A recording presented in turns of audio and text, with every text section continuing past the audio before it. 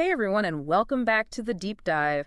Today we're going to be looking at Sumerian history and how it connects to some of the stuff in the Bible. Oh, yeah, this is a fascinating topic. Yeah, we found this discussion between Billy Carson and 4Biddenknowledge, and Oh, it's pretty wild the connections they're making. So we're going to kind of go through it and see what we think. yeah, that sounds like fun.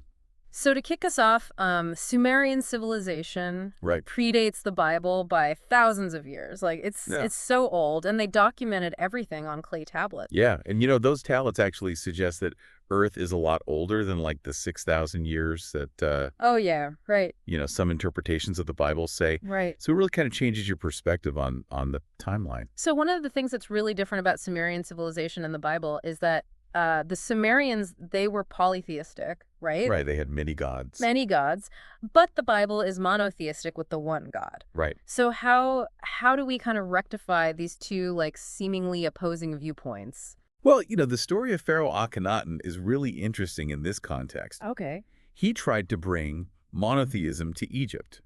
Wait, so are you saying that Akhenaten could be the historical figure behind Moses? Some scholars actually suggest that it's Oh, possible that the Exodus story could have its roots in this, well, that's attempt to completely change really. a civilization's beliefs. If someone tried to do that today, it would be absolute chaos. Right. So, okay, so the Sumerians, they have this rich history and it's all documented. And it sounds like some of their stories are very similar to what we read in the Bible. Definitely. So let's dive into some examples, starting with creation. Okay, so the Enuma Elish, Mm-hmm. the Babylonian creation story, Right. has some crazy parallels with the Book of Genesis. Oh, yeah. They both describe this world created from nothing, just like, Primordial chaos. yeah. Like a void. And they both even go in the same order. Like they separate the waters first, and then they make the sun and the moon and the stars. And then humans. And then humans, it's like they're the same story, but told by different people. Right, and it makes you wonder, did these stories come from a common source? Like, Oh, like a proto-myth. yeah, like an earlier story that spread across different cultures? Or did they develop on their own, Independently. Yeah, Trying to understand like the big questions. Right. Like where do we come from? exactly. Okay, and here's a really interesting detail. The name Marduk in the later versions of the Enuma Elish, Mm-hmm. that's like their main god, right? Yeah.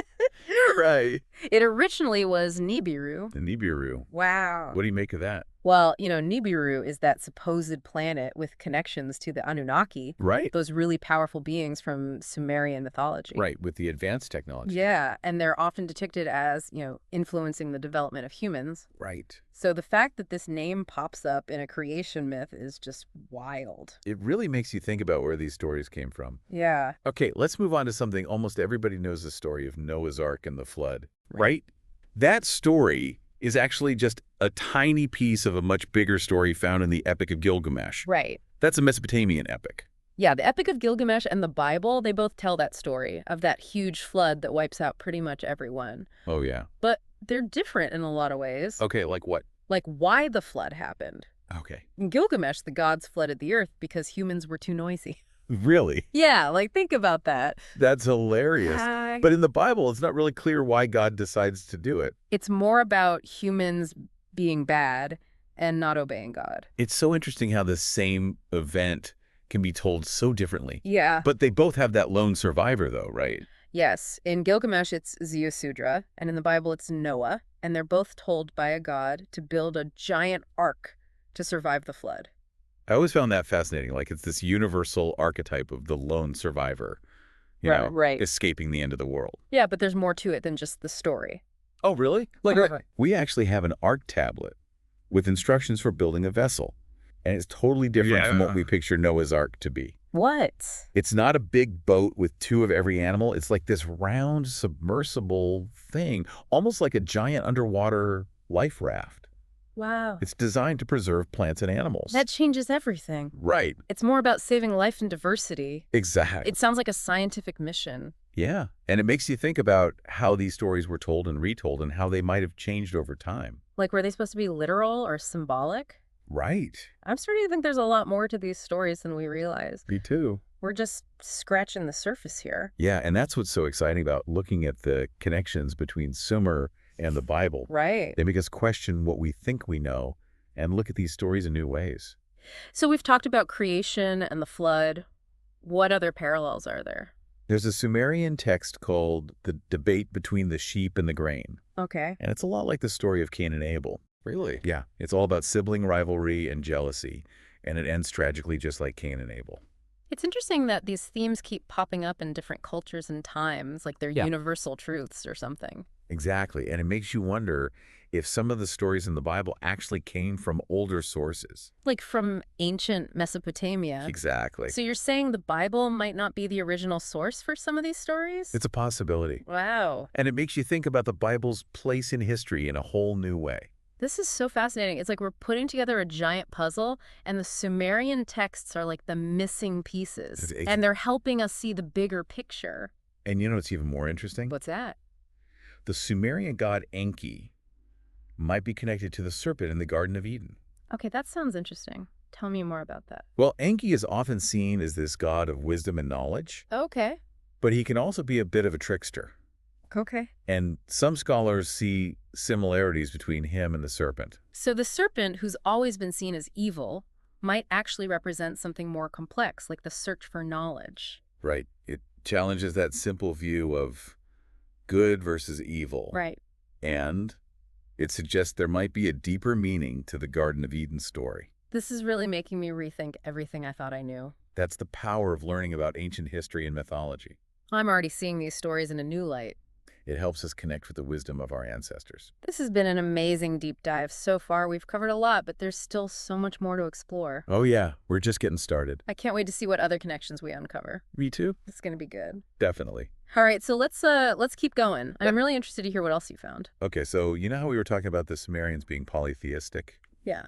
Well, the idea of one god might not be as simple as we think. Okay, now you've got my attention. What do you mean? If you look at the original Hebrew text of the Bible, the word that's translated as God is actually plural. It's Elohim.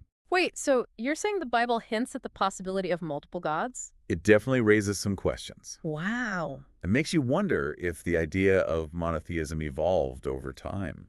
Like maybe it was imposed on earlier texts that were actually polytheistic. It's possible. This is a lot to process. It really challenges a lot of beliefs. It's a reminder that the Bible is open to interpretation. Right. And as we learn more about history, we might find that its original meaning was more complex than we thought.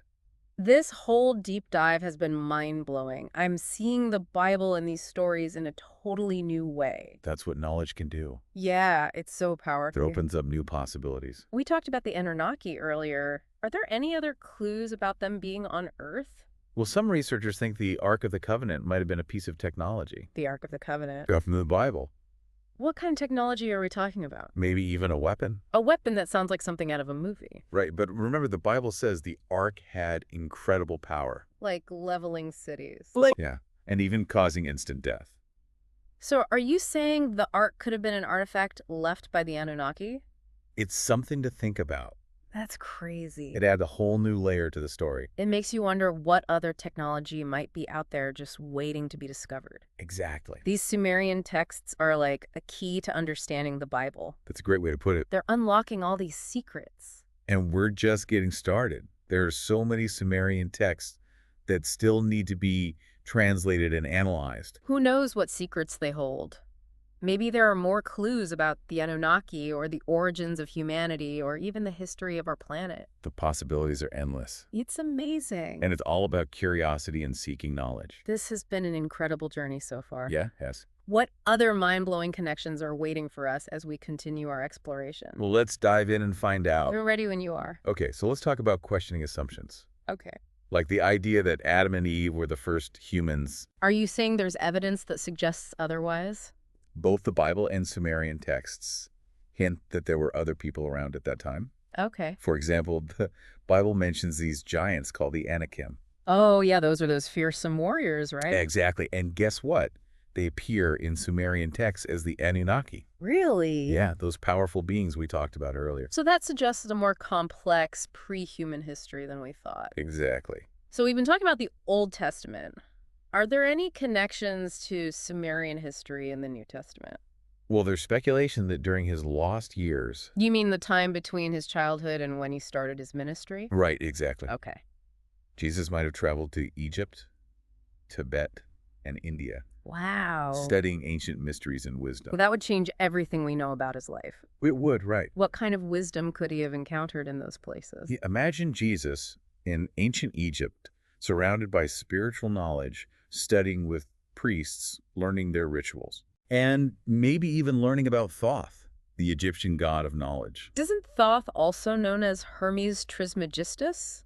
That's for like The one who supposedly wrote the Emerald Tablets? exactly those ancient texts filled with wisdom about alchemy, astrology, and the nature of reality. And there are parallels between those teachings and the message of Jesus. Right? It makes you wonder if Jesus' teachings were influenced by these older traditions. Like his message was a reinterpretation of ancient wisdom. It's a fascinating thought. It challenges the idea that his teachings were completely new. Right. It suggests that he might have been drawing on a long line of spiritual understanding. This is all so incredible, and to think we've only been talking about one source, that conversation between Billy Carson and Forbidden Knowledge. Right. What other secrets might be out there waiting to be uncovered in all the other Sumerian texts? It's mind-boggling to think about. It really is. There could be so much more out there. This has been an incredible deep dive so far. Yeah, it is. It's really made me question everything I thought I knew. That's the beauty of exploration. It really It is. opens up new possibilities. And it makes you realize that there's always more to learn. Exactly. And that's what makes life so exciting. Absolutely. So what do you say we take a little break and then come back and finish up this deep dive? Sounds good to me. Yeah. It's amazing how these Sumerian texts make you question what you thought you knew about the Bible. Yeah, for sure. Like the whole idea that Adam and Eve were the first humans. Wait, are you saying there's evidence that says different? There are hints in both the Bible and Sumerian texts that point to other people existing at the same time. Okay. Remember those giants the Bible talks about, the Anakim? Yeah, those are some scary dudes, right? Right. In Sumerian texts, they show up as the Anunnaki. No way those powerful beings we were talking about. Yeah, exactly. Wow. So there's a whole lot more to the story of early humans than we thought. Absolutely. A lot more complex. So we've been focusing on Old Testament stuff. Are there any connections between Sumerian history and the New Testament? Well, there's some interesting speculation about Jesus' lost years. You know, the time between his childhood and when his ministry began. Yeah. Some people think he might have traveled to places like Egypt, Tibet, and India. Really? Yeah, learning about ancient mysteries and wisdom. That would completely change our understanding of his life. It would, wouldn't it? Imagine Jesus in ancient Egypt, like soaking up all that spiritual knowledge, studying with priests, learning their rituals. Yeah, and maybe even being exposed to the teachings of Thoth, the Egyptian god of knowledge. Isn't Thoth also known as Hermes Trismegistus? That's right. The guy who supposedly wrote the Emerald Tablets. Exactly, those ancient texts filled with wisdom about alchemy, astrology, and the nature of reality. And some people say there are parallels between those teachings and what Jesus taught. It's fascinating. Right. Makes you wonder if Jesus' teachings were shaped by these older traditions. Like maybe his message was a new take on ancient wisdom. That's a really interesting thought. It definitely challenges the idea that his teachings were completely original. It suggests he might have been tapping into a long line of spiritual understanding. It's incredible to think about, and all this just from that one conversation between Billy Carson and Forbidden Knowledge. Right. Who knows what other secrets are hidden in all those other Sumerian texts waiting to be uncovered? It's mind-boggling. It really is, like we're only seeing the tip of the iceberg. Exactly. It makes you realize how much we don't know. It's humbling. Yeah, and exciting at the same time. Definitely, there's so much more to explore. So we talked about the Anunnaki being these powerful beings. Yeah. Are there any other clues about their presence on Earth? Well, some researchers think the Ark of the Covenant might have been a piece of advanced tech. The Ark of the Covenant, you mean that sacred chest from the Bible? That's the one. What kind of tech are we talking about? Some think it could have even been a weapon. A weapon? Seriously, that sounds like something straight out of a sci-fi movie. I know, right? But remember, the Bible describes it as having incredible power. Like it could level cities and even kill people instantly. So you're saying the Ark of the Covenant could have been an artifact left behind by the Anunnaki? It's a possibility worth considering. Wow, that's a wild thought. It definitely adds another layer of mystery to the story. And it makes you wonder what other advanced technology might be out there just waiting to be rediscovered. You never know what we might find. These Sumerian texts are like a key that unlocks a whole new understanding of the Bible. They really are. It's like they're revealing a hidden history. And we're just starting to piece it together. It's amazing to think how much we've learned just from scratching the surface. And there's so much more to uncover. Countless Sumerian texts still need to be translated and analyzed. Imagine what secrets they hold. Maybe more about the Anunnaki or the true origins of humanity. Or even the history of our planet. The possibilities are endless. And it all comes back to curiosity. The desire to learn and explore. That's what drives us to uncover these hidden truths. This has been an incredible journey so far. It really has. It's like we're on an archaeological dig, uncovering layer after layer of history. And who knows what treasures we'll find next. I can't wait to see what else is out there. Me neither. Let's keep digging. This is like uncovering a whole hidden history, you know? Right, like we're peeling back layers of time. Totally. And it makes you think, what other things are we getting wrong? What other stories have been passed down that we haven't figured out yet? It's a little scary, isn't it? Like maybe everything we think we know is wrong. It can be challenging to face that, but I think it's also really empowering, you know? How so? Well, knowledge, even when it challenges us, helps us see the world in a new way. I totally agree. This deep dive has given me a whole new perspective on everything, like history, religion, even just being human. And the more we learn about the past, the more we understand about right now and what might happen in the future. That's a good point. Like if those Sumerian stories show us that history is way older and more complicated than we thought, Right. what else is out there waiting to be discovered? So to everyone listening, keep asking questions and keep exploring. Don't be afraid to challenge what you think you know. Exactly. Keep learning from different sources. You never know what you might find. You might even discover something that changes history as we know it. That's the power of knowledge. Well, that's about all the time we have for today. Wow, that went by fast. I know, right? There's so much to talk about when it comes to Sumerian history and the Bible. It's a really fascinating topic. I feel like we could talk about it for hours. Me too. But we have to wrap it up for now. Right. We want to thank you for joining us on this deep dive into Sumerian history and its connections to the Bible. Thanks for listening, everyone. We hope you enjoyed it and that it gave you some things to think about. And remember, the journey of discovery never ends. Keep exploring and keep learning. There's a whole world of knowledge out there waiting to be uncovered. See you next time. Bye, everyone.